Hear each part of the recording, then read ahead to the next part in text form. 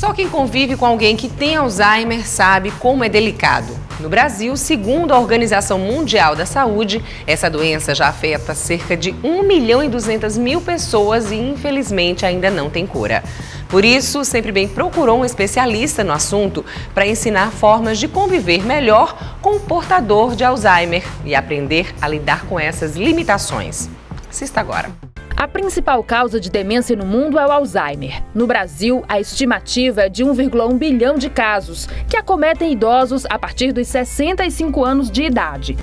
Infelizmente é uma condição muito triste, é um luto em vida, né? O paciente começa a ter uma perda de memória das outras funções cognitivas e fica muito dependente de terceiros para o cuidado de um modo geral. E o paciente no início vai perdendo a capacidade de memorizar dados recentes. Então ele tem uma dificuldade de guardar o nome de pessoas, guardar recados, guardar informações novas, passa a se tornar repetitivo e aparecem também sintomas, é bastante comum acontecerem sintomas de depressão, sintomas de ansiedade e quadros do tipo agitação, delírios e alucinações. Mesmo com todas as pesquisas, infelizmente não tem cura e infelizmente o paciente que tem uma susceptibilidade maior e abra um quadro, ele vai evoluir.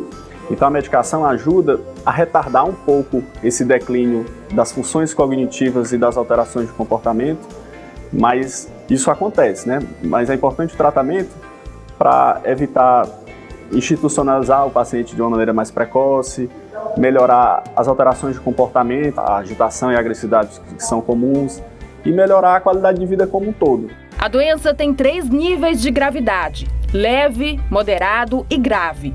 O principal fator de risco é a idade, além de fatores como a diabetes, a hipertensão, o sedentarismo, o tabagismo, a baixa escolaridade e o histórico de trauma craniano. Quando abre um quadro demencial, ele percorre esses 3 níveis, né? A evolução é variável, mas é em torno de 7 a 10 anos da sobrevida da maior parte dos pacientes. Então ele inicia um quadro leve e a doença, a despeito do tratamento, ela progride e chega a fases, né, avançadas, né? Mesmo com todas as intervenções, as medicações, mas é importante que o paciente realmente faça o tratamento para ter uma qualidade de vida melhor e diminuir a sobrecarga de cuidados tanto para a família como para o cuidador, principalmente. O paciente, ele morre de complicações clínicas, né? Não morre da doença de Alzheimer em si, né? Acontece uma perda de neurônios, uma atrofia do cérebro, vamos dizer assim, e o paciente vai ficando cada vez mais debilitado. Então o paciente, no evoluir, na fase avançada, ele tem dificuldade de engolir, tem dificuldade muitas vezes de caminhar, de sustentar o pescoço, vai ficando acamado, e com isso tem as complicações clínicas, né? O acompanhamento familiar e multidisciplinar com profissionais da saúde é fundamental para proporcionar conforto e autonomia ao paciente a desempenhar atividades, sempre que possível. É muito comum o paciente, à medida que ele vai perdendo a memória, ele ficar com um discurso muito repetitivo.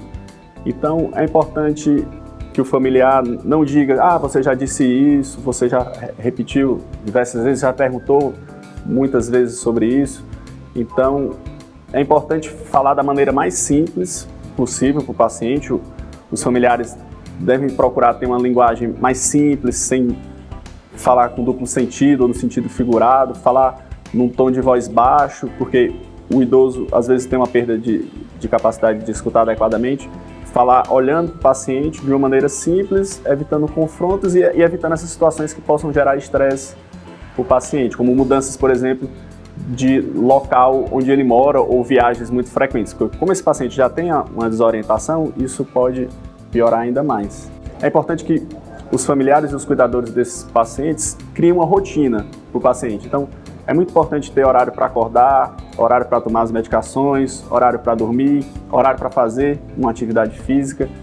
Então, tudo isso somado com o tratamento clínico ajuda bastante a evolução desses pacientes.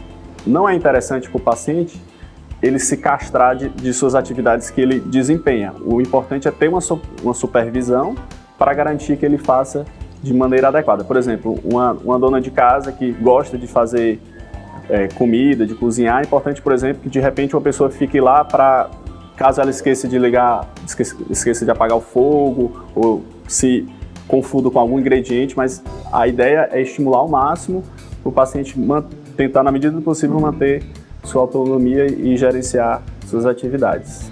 A boa notícia é que é possível prevenir ou pelo menos retardar o surgimento da doença. A orientação é que a mente e o corpo estejam sempre bem ativos. É importante você trabalhar seu cérebro no sentido de ter uma atividade intelectual, uma escolaridade boa, né? E além das outras mudanças de estilo de vida, como praticar exercícios, controlar pressão alta, diabetes, não fumar, fazer algum tipo de atividade física. Não existe uma maneira de você, uma vez você tendo, você se curar, mas existe você, enquanto adulto jovem, ter estratégias para retardar ou mesmo controlar os fatores de risco.